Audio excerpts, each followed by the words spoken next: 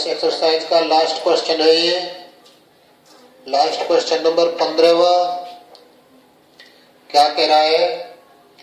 ए लंबाई की सीधी व चिकनी छड़ पर, ए लंबाई की क्या है? एक चिकनी छड़ है, उस पर क्या दे रखा है? चिकनी छड़ पर, चिकनी छड़ पर दे रखा है, उसकी लंबाई दे रखी है ए। एक छड़ है, ए लंबाई की है ये। और क्या कह रहा है? ए लंबाई की चिकनी छड़ पर, छड़ के एक सिरे से ओ से डी दूरी पर एक छल्ला ब्रावस्था में है। ये बिंदु हमारा कोई ओ है, यहाँ पर कोई छल्ला है ब्रावस्था में डी दूरी पर, ये दूरी डी है, ये हमारी छड़ है, डी दूरी पर छल्ला है। फिर क्या कह रहा है? ब्रावस्था में है यहाँ पर, यानी कि वेग बराबर क्या है यहाँ पर? 0। फिर क्या कह रहा है? छड़ को अचानक क्षैतिज समतल में सिरे ओ के सापेक्ष अचर केंद्रीय कोणीय वेग ओमेगा से घुमाया जाता है। क्वेश्चन नंबर 15 में दे रखा है थीटा डॉट कोणीय वेग क्या है? ओमेगा। ये कैसा है? अचर है। फिर क्या कह रहा है? ओमेगा से घुमाया जाता है। सिद्ध कीजिए कि छल्ला इतने समय पश्चात इस वेग से छड़ को छोड़ देगा। समय t पूछ रहा है, समय t बराबर सिद्ध करना है। इसमें कितना है समय t बराबर? 1/ओमेगा, 1/ओमेगा कॉस हाइपरबोलिक a/d। ये प्रूफ करना है। वेग की बात कर रहा है वो, इसमें वेग क्या दे रखा है? वेग सिद्ध करना है ओमेगा √2a² - d², ये सिद्ध करने हैं। तो दोनों को सिद्ध करने के लिए हम क्या करेंगे? ये यहाँ पर जो समतल दे रखा है वो चिकना है, क्योंकि समतल चिकना है, इसलिए क्या होगा? समतल चिकना है इसलिए क्या होगा? समतल चिकना है तो हमारा अरीय त्वरण क्या होगा? अरीय त्वरण बराबर 0। अरीय त्वरण 0 हो जाएगा।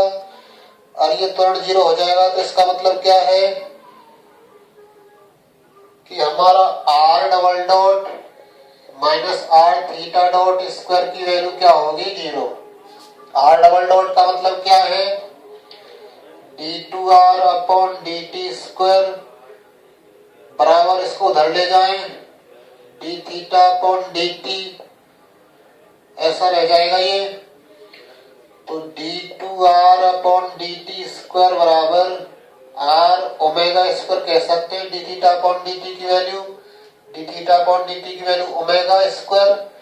अब इसका समाकलन करने के लिए हम क्या कर रहे हैं? इसमें दोनों ओर 2dr/dt का गुणा करा रहे हैं। इसमें दोनों ओर क्या करवा रहे हैं? 2dr/dt, और ये जैसे तैसे ओमेगा स्क्वायर 2r/dr/dt,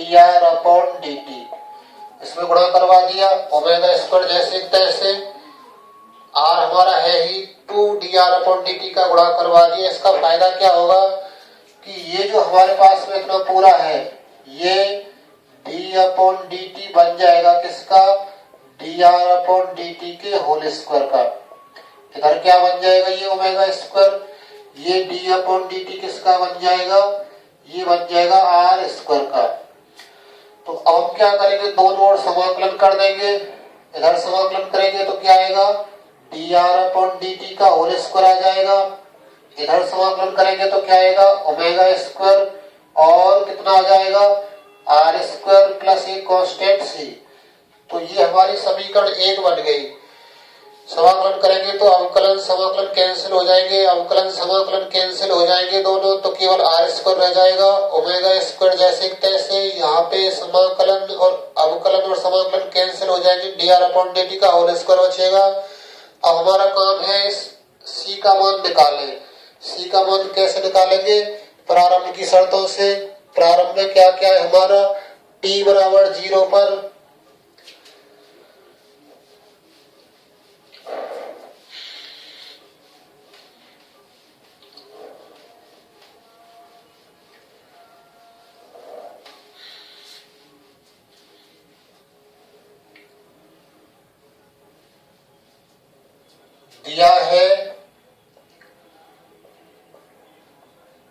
दिया है t बराबर 0 पर r dr अपॉन dt।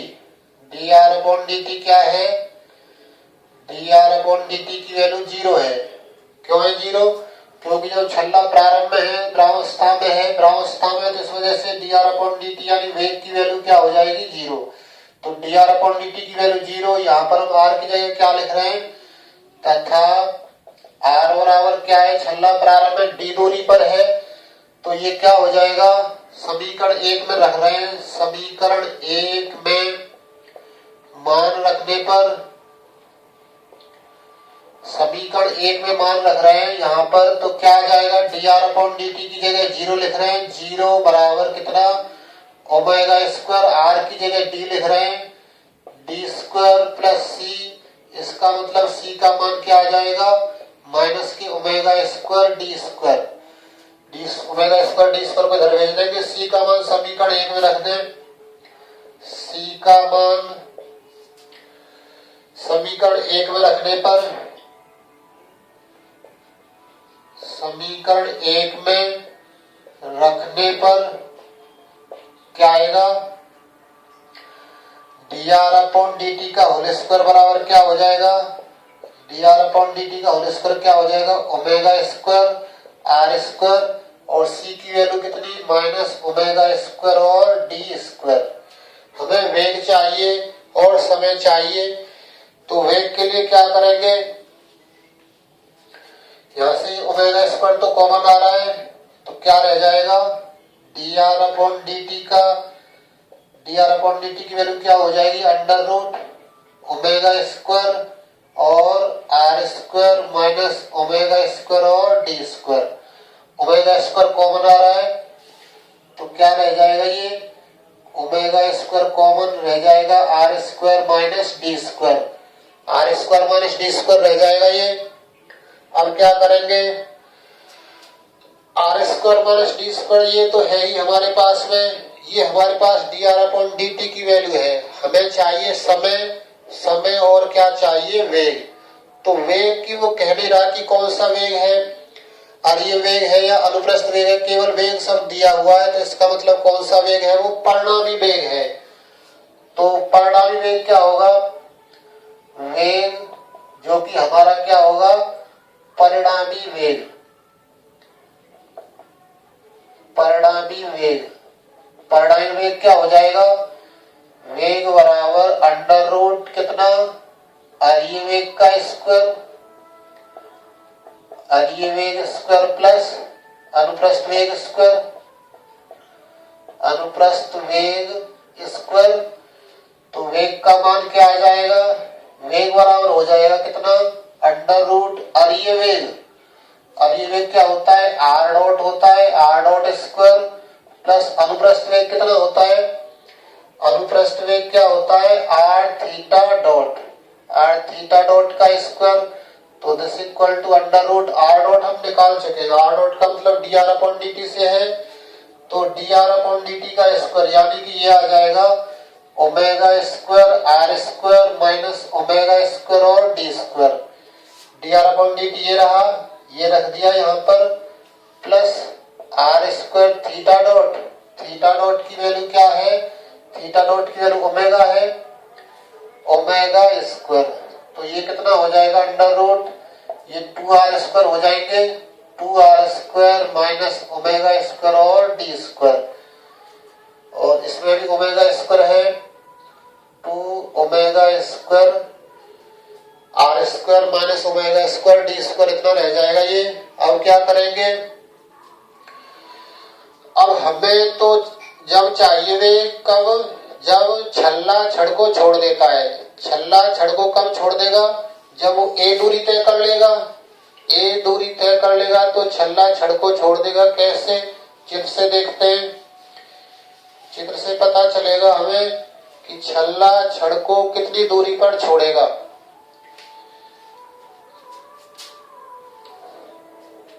छल्ला छड़ को छोड़ने के लिए कितनी दूरी चलेगा वो। ये हमारी कोई छड़ है इस टाइप की, इसमें कोई छल्ला यहाँ पर है, यहाँ पर ये डी दूरी पर है, डी दूरी पर है, और ये पूरी दूरी कितनी है हमारी ए है। तो छल्ला छड़ को छोड़ देगा तो ये बाहर की ओर गमन करेगा, बाहर की ओर गति करेगा। तो इस जगह पर छल्ला छड़ को छोड़ देगा। इस जगह पर आर का मान क्या हो जाएगा, इस जगह पर आर का मान क्या है, इस जगह पर तो आर का मान कितना है डी, आर बराबर डी है, और इस जगह पर आर का मान क्या है, आर बराबर ए है इस जगह पर। तो हम क्या करेंगे, छल्ला जब छड़ को छोड़ेगा तो हम आर बराबर क्या रखेंगे, ए रख देंगे इसमें। तो इसको नाम दे देते हैं समीकरण 2। समीकरण 2 में आर बराबर ए रखने पर छल्ला छड़ को छोड़ देगा। छल्ला कब छड़ को छोड़ेगा, जब आर बराबर ए हो जाएगा। तो इसलिए वेग हमारा क्या आ जाएगा, वेग बराबर under root 2 omega square A square minus omega square D square, omega square और क्या D square. Omega square common आ रहा है तो क्या बचेगा अंडर रूट के अंदर, ओमेगा स्क्वायर कॉमन क्या रह जाएगा, 2a square minus d square. Omega square का रूट बाहर आ जाएगा तो क्या बचेगा ये, तो ये रह जाएगा कितना, this equal to omega under root 2a square minus d square. तो यही हमारा क्या है, यही हमारा वेग है। वेग क्या हमें सिद्ध करना था, omega 2 under root 2a square minus d square. तो हम वेग प्राप्त कर चुके हैं। अब हम समय निकालेंगे। तो मान ले कि t समय बाद वो छल्ला छड़ को छोड़ देगा। समय निकालेंगे हम, तो समय का कैसे निकलेगा समय,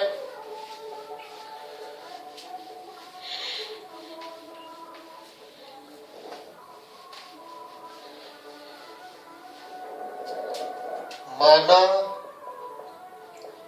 t समय बाद छल्ला छड़ को छोड़ देता है। मान ले कि t समय बाद छल्ला क्या करता है, छड़ को छोड़ देता है। तो इस टाइप से हमारा कोई छड़ है और इस पर कोई छल्ला है, यहाँ पर एक छड़ को छोड़ देगा तो यहाँ पर तो t बराबर 0 है, यहाँ पर t बराबर क्या है हमारा, t बराबर t ही है। इस जगह पर r का मान क्या है, r बराबर d है, और इस जगह पर r का मान क्या है, r बराबर a है। तो हमारा जो dr/dt आया था, dr/dt का स्क्वायर, क्योंकि dr/dt का स्क्वायर कितना आया था, r square omega square minus omega square और डी स्क्वायर ये आया था। तो इसमें से ओमेगा स्क्वायर कॉमन आ रहा है, अंडर रूट में भेज दें तो dr/dt की वैल्यू क्या हो जाएगी, अंडर रूट कितना, r square omega square minus omega square D square. तो dr/dt क्या मिलेगा, यहाँ से ओमेगा स्क्वायर कॉमन आ रहा है, बाहर आकर ओमेगा रह जाएगा केवल, तो r square minus d square बच जाएगा।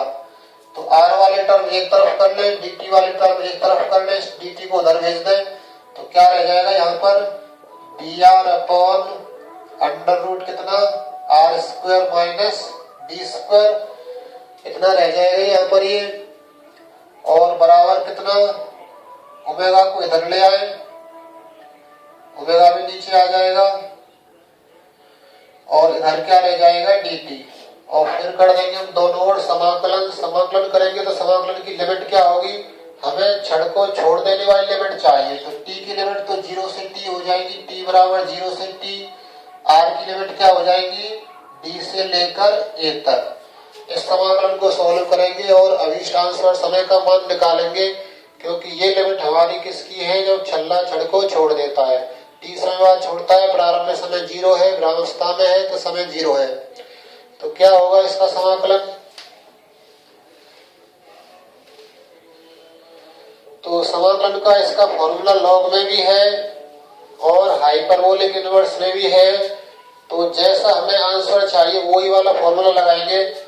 तो 1/ओमेगा तो है ही ये, तो इसमें हम फॉर्मूला लगा दें cos hyperbolic inverse r/d। cos hyperbolic omega तो कांस्टेंट है 1/ओमेगा, cos हाइपरबोलिक r/d इसका समाकलन होगा।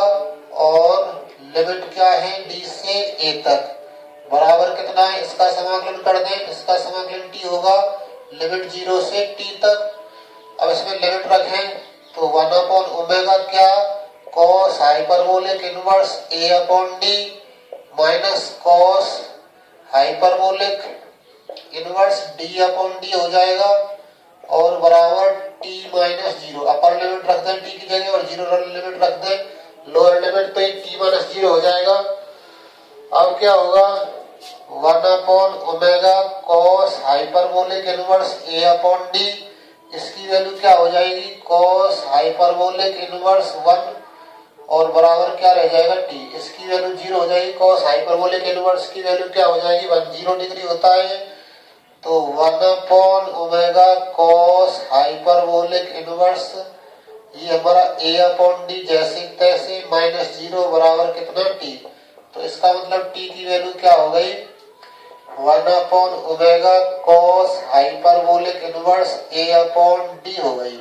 और ऐसा ही हमें सिद्ध करना है कि इतने समय पश्चात छल्ला छड़ को छोड़ देगा। तो ये जो समय आया है वो हमारा कौन सा समय है, जब छल्ला छड़ को छोड़ देता है वो वाला समय है ये।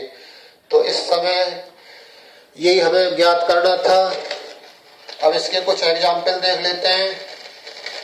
एग्जाम्पल देखो, एग्जाम्पल नंबर है 4, वो भी ऐसा ही है। एग्जाम्पल 4 देखें क्या कह रहा है एग्जाम्पल 4 में। एग्जाम्पल 4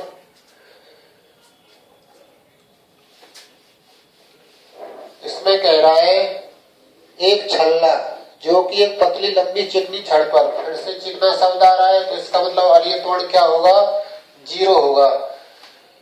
तो क्या दे रखा है, जो दे रखा है उसको लिख लेते हैं। क्या क्या दे रखा है, एक छल्ला है जो एक पतली लंबी चिकनी छड़ पर फिसल सकता है।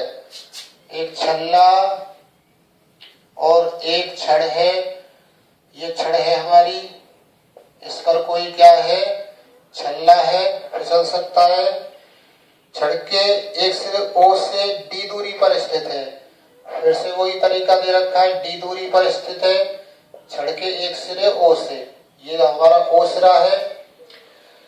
D दूरी पर स्थित है, छड़ को एक समान रूप से बिंदुओं के सापेक्ष घुमाया जाता है, एक समान रूप से घुमा रहे। तो छड़ को एग्जाम्पल 4 है ये, छड़ को एक समान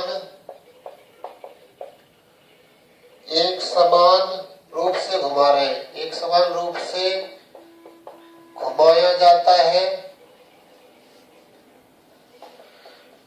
घुमाया जाता है। तो क्या होगा थीटा डॉट कोणीय वेग क्या हो जाएगा कांस्टेंट अचर। कोणीय वेग क्या हो जाएगा ओमेगा हो जाएगा जो कि अचर है। थीटा डॉट की वैल्यू क्या हो जाएगी ओमेगा। फिर क्या कह रहा है, सिद्ध कीजिए कि छल्ला वक्र r बराबर d cos हाइपरबोलिक थीटा में घूमता है। हमें r का मान चाहिए। टू प्रूव क्या है, टू प्रूव है r बराबर d cos हाइपरबोलिक थीटा, ये दे रखा है। हमें r बराबर सिद्ध करना है, कितना है d cos हाइपरबोलिक थीटा। तो फिर से वही तरीका, क्योंकि छड़ चिकनी है या तल चिकना है, क्योंकि तल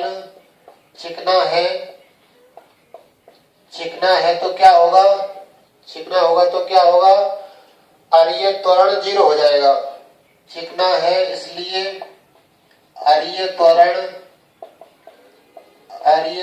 बराबर 0। अरीय त्वरण 0 है तो इसका मतलब क्या होगा, r double dot minus r theta dot square बराबर 0। इसको क्या लिख लें, d2r upon dt square minus r theta dot की वैल्यू ओमेगा है, ओमेगा स्क्वायर बराबर 0। इसी को कैसे लिखा जा सकता है, D square minus omega square और r बराबर 0। तो यहां से हम क्या निकालेंगे, r का मान निकालेंगे CF और PI में। CF तो निकलेगा लेकिन PI नहीं निकलेगा, क्योंकि हमारा जो फलन है बराबर के बाद वो 0 है। तो CF के लिए क्या करेंगे, CF के लिए क्या होगा, m square minus omega square की वैल्यू 0, d की जगह m लिख देंगे, m square minus omega square equal to 0। इसका मतलब क्या, m स्क्वायर बराबर ओमेगा स्क्वायर हो जाएगा। तो m की वैल्यू क्या मिलेगी, m इक्वल टू हो जाएगा प्लस माइनस ओमेगा। m की वैल्यू क्या आ जाएगी, प्लस माइनस ओमेगा। तो प्लस माइनस ओमेगा आ गई है m की वैल्यू। तो हम क्या निकालेंगे, CF कैसा होगा हमारा, अब CF क्या होगा, C1 e की पावर ओमेगा, e की पावर में हमें आंसर नहीं चाहिए, हमें जो आंसर चाहिए वो किसमें चाहिए, कॉस हाइपरबोलिक में चाहिए। तो वही वाला फॉर्मूला लगाएंगे कॉस हाइपरबोलिक वाला, C1 cos hyperbolic omega T plus C2 sine hyperbolic omega T. यहां से m का मान ओमेगा आया है, तो ओमेगा टी, क्योंकि जो हमारे पास में कैपिटल D है, क्योंकि D बराबर क्या है हमारा, कैपिटल D बराबर है d अपॉन dt। तो CF हमारा क्या आ जाएगा, C1 cos hyperbolic omega, CF की value C1 cos hyperbolic omega t plus C2 sine hyperbolic omega t। तो इसे सॉल्व करेंगे तो क्या मिलेगा, इसलिए r बराबर क्या हो जाएगा, C1 cos ये वाला r, ये यहाँ पे जो r है पहले हम y बराबर लिखते थे हम कल समीकरण की बुक में, लेकिन यहाँ r दे रखा है तो r बराबर लिखेंगे C1 cos hyperbolic omega t plus C2 sine hyperbolic कितना ओमेगा t, ऐसा रह जाएगा ये। अब हमें वैल्यू निकालनी है C1 और C2 की। तो C1 C2 की वैल्यू निकालने के लिए प्रारंभ की शर्तों का उपयोग करेंगे। प्रारंभ में क्या क्या दे रखा है, प्रारंभ में छल्ला भ्रामवस्था में है, इसका मतलब वेग 0 है। प्रारंभ में उसने तय की गई दूरी कितनी है, d दूरी पर है ये, प्रारंभ में d दूरी पर है, तो हमारा r बराबर क्या हो जाएगा d, t बराबर क्या हो जाएगा 0, v बराबर क्या हो जाएगा 0। ये शर्त होगी, t बराबर 0 पर r बराबर d होगा और v बराबर क्या होगा 0। तो वो सब इससे निकालेंगे तो क्या प्राप्त होगा,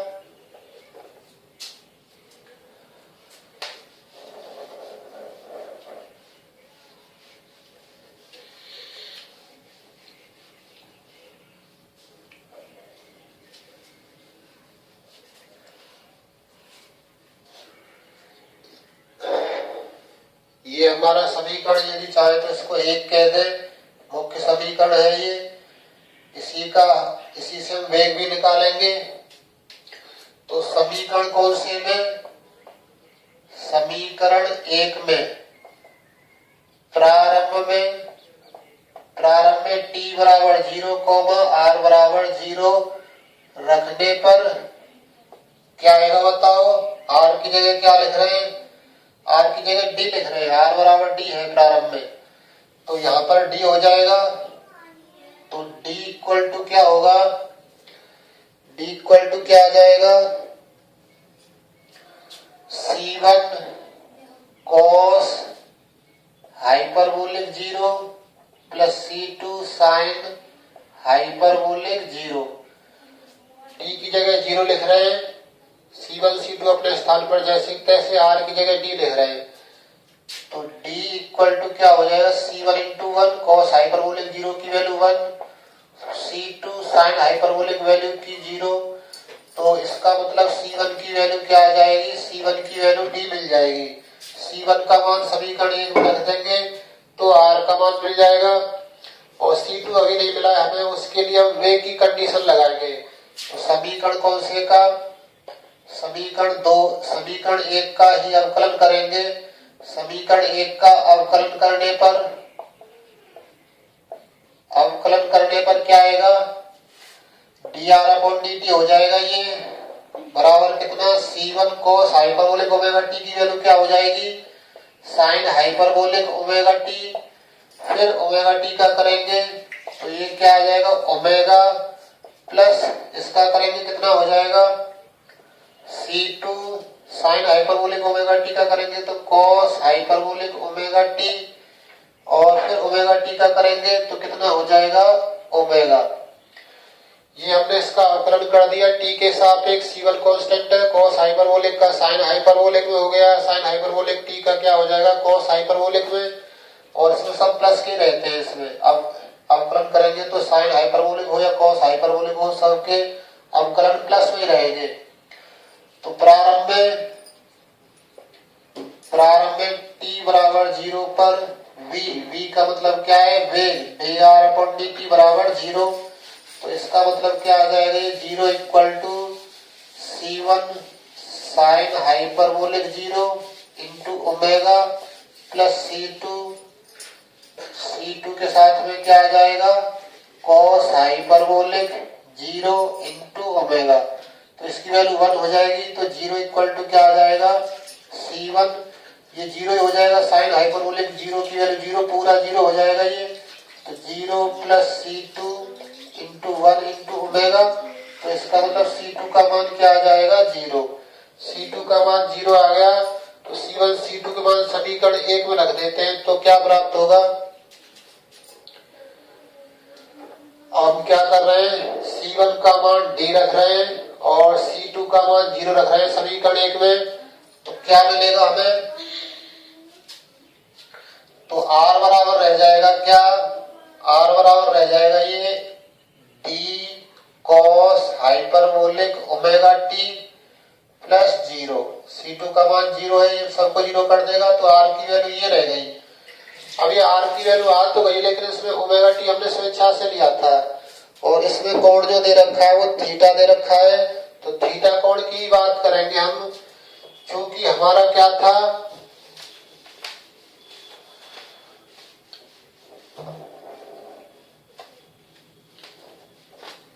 क्योंकि क्या है, क्योंकि थीटा डॉट हमारा क्या था, ओमेगा था। तो इसका मतलब कितना, D theta upon D T बराबर ओमेगा। तो डी थीटा बराबर क्या हो जाएगा, ओमेगा डी टी। तो थीटा बराबर क्या हो जाएगा, ओमेगा टी प्लस सी।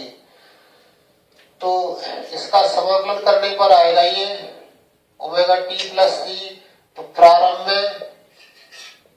में क्या है, t बराबर 0 पर थीटा कोई डिग्री कोण नहीं घूमा है तो थीटा बराबर 0। तो इसमें रख देंगे थीटा बराबर 0, t बराबर 0। तो c का मान क्या आ जाएगा, 0। तो थीटा बराबर क्या हो गया, ओमेगा टी।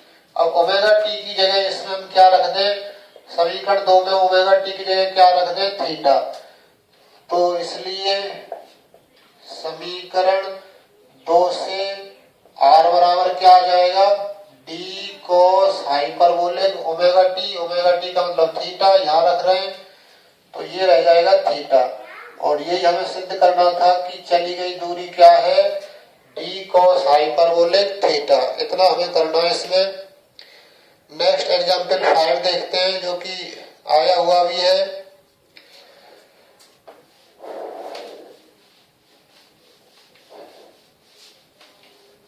एग्जाम्पल 5 में क्या कह रहा है, पहले क्वेश्चन पढ़ लें। ये एग्जाम्पल 5 जीपीएच की बुक में है, ये डायनामिक्स की बुक में गति विज्ञान। समान वेग v से बहने वाली नदी के किनारे पर कोई क्या है, नदी है, कोई नदी है और वो क्या हो रही है, समान वेग से बह रही है। नदी कौन से वेग से बह रही है? समान वेग से। फिर क्या कह रहा है वो? समान वेग v से बहने वाली नदी के किनारे, इसको हटाना हमें और आवश्यकता पड़ेगी इसमें वक्र की। नदी के किनारे पर क्या है? किनारे पर स्थित किसी बिंदु A से, कोई बिंदु A है, A से प्रस्थान होकर एक नाव एक समान वेग u से खींची जाती है। u इसका एक समान वेग दे रखा है, खींची जाती है तथा इसका मुंह सर्वदा A के बिल्कुल सामने नदी के किनारे दूसरे किनारे पर स्थित बिंदु B की ओर रहता है। और नाव का वेग कैसा? नाव का मुंह कहाँ रहता है? B की ओर रहता है। यहाँ सामने बिंदु वेग V है तो उधर की ओर रहता है। तो हम क्या करेंगे? तो ये हम इनको मिला देते हैं बिंदुओं को। यहाँ से नाव जा रही है तो पानी का बहाव इस तरफ है, v वेग है, नाव यहाँ से चल रही है, यहाँ से जाएगी तो सीधे सीधे तो नहीं जा पाएगी क्योंकि नदी का भी वेग है कुछ ना कुछ। ये हमारी क्या है? नदी का वेग v है। तो नदी का वेग v है तो इसको कुछ ना कुछ ये आगे होते हुए ले जाएगा। मान लो ये कभी t समय पर बिंदु P पर है, कभी t समय पर कहां पर है? बिंदु P पर। तो ये तो हो जाएगी हमारी कौन सी रेखा? प्रारंभिक रेखा हो जाएगी ये। और ये रेखा कौन सी हो जाएगी? हमारी ध्रुवांतर रेखा। ये हमारी ध्रुवांतर रेखा हो जाएगी क्योंकि ये प्रारंभिक रेखा है तो ये कोण थीटा होगा, ये कोण थीटा है। और इसका जो मुंह है, नाव का मुंह, नाव जब इस जगह पर पहुंचती है तो नाव का मुंह हमेशा किसकी ओर है? B की ओर है। तो इसका जो वेग है वो B की ओर ही कार्य करेगा, यू B की ओर कार्य कर रहा है। और नदी का वेग किधर है? नदी का वेग बिल्कुल सामने है। कौन कितना वेग है? ये v। तो ये कोण थीटा है तो ये कोण कितना हो जाएगा? 90 माइनस थीटा हो जाएगा। ये कोण 90 माइनस थीटा है तो ये कोण भी कितना हो जाएगा?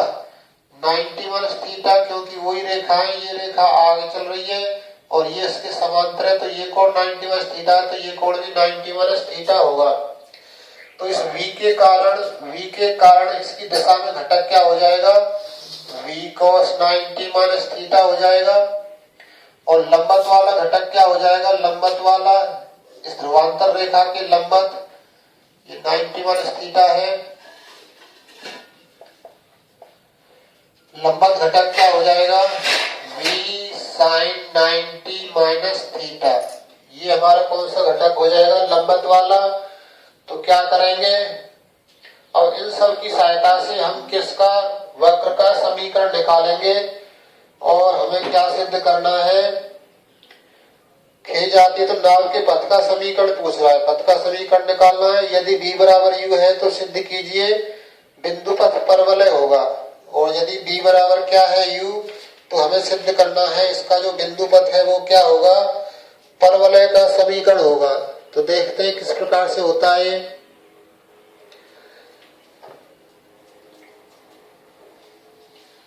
तो हम बात करते हैं ध्रुवांतर रेखा की दिशा में। ध्रुवांतर रेखा की दिशा में वेग क्या होता है? r dot. और ध्रुवांतर रेखा के लंबत, ध्रुवांतर रेखा के लंबत, ये ध्रुवांतर रेखा है, इसके लंबत वेग ये है, ये क्या होता है? r theta dot. तो हमारी r थीटा डॉट की वैल्यू क्या हो गई? v sin 90 minus theta. और r डॉट की वैल्यू क्या हो गई? ध्रुवांतर रेखा की दिशा में एक तो इधर की साइड में, इधर की दिशा में क्या दे रखा है? v cos 90 minus theta. और u इसका विरोध कर रहा है, u इसके विपरीत दिशा में तो माइनस का u। तो इसका मतलब क्या होगा? इन दोनों को हल कर लेते हैं तो ये क्या रह जाएगा? r थीटा डॉट बराबर कितना? v cos थीटा हो जाएगा 90 minus theta, sin 90 minus theta की वैल्यू क्या हो जाएगी? cos theta. इतना प्राप्त हो जाएगा ये। और कितना? यदि चाहें तो इस थीटा डॉट को क्या लिख लें? d थीटा अपॉन dt, जिससे कि हमें पथ का समीकरण निकालने में आसानी रहे। यहाँ पर क्या होगा? r डॉट को क्या लिख लें? dr upon dt। तो इसकी वैल्यू क्या हो जाएगी? cos 90 माइनस थीटा क्या हो जाएगा? sin theta. तो ये हो जाएगा v sin theta minus u, इतना प्राप्त हो जाएगा। अब इन दोनों समीकरणों से हमें क्या निकालनी है, पथ की समीकरण। इनको नाम दे दें समीकरण 1 और समीकरण 2। इन दोनों से क्या निकालनी है हमको, पथ की समीकरण। पथ की समीकरण के लिए t नहीं होना चाहिए, पथ की समीकरण r और थीटा में आती है, तो t हटाना पड़ेगा, हमें dt हटाना पड़ेगा। dt हटाने के लिए क्या कर दें, 1/2 कर दें या 2/1 कर देते हैं। तो ऐसे कर देंगे तो dt कट जाएगा ये, तो हम समीकरण 2 समीकरण 1 कर देते हैं। क्या मिलेगा, समीकरण 2 समीकरण कौन सा, 1 कर रहे हैं, तो दिस इंप्लाइज क्या होगा, dr/dt के अपॉन में क्या आ जाएगा, r dθ/dt बराबर इधर क्या रहेगा, v cos थीटा अपॉन में कितना, v sin theta minus u। यहाँ dt से dt कैंसिल हो गया, तो dr/r d थीटा का मान क्या रह जाएगा, v cos theta upon v sin theta minus u, इतना प्राप्त होगा ये। तो इसे सरल करेंगे, हम क्या करेंगे, थीटा वाले पद एक तरफ और r वाले पद एक तरफ, तो dr/r equal to d theta को यहाँ से हटा दें, उधर भेज दें, v cos theta d theta upon में कितना, v sin theta minus u, ऐसा रह जाएगा। अब हम कर दें दोनों ओर समाकलन, इसका समाकलन तो आसान है, log r हो जाएगा। इसका समाकलन क्या होगा, इसको यदि हम t मान लें, इसको t मान लेते हैं, पूरा मिल जाएगा v cos theta d theta, तो इसका समाकलन डायरेक्ट भी कर देते हैं। log r बराबर क्या हो जाएगा, ये log v sin theta minus u और प्लस log c आ जाएगा कोई कांस्टेंट। तो क्या करेंगे, कांस्टेंट जो हमारे पास में आया है इसका मान निकालेंगे प्रारंभ की शर्तों से, या फिर इस कांस्टेंट को ऐसे ही रहने दें।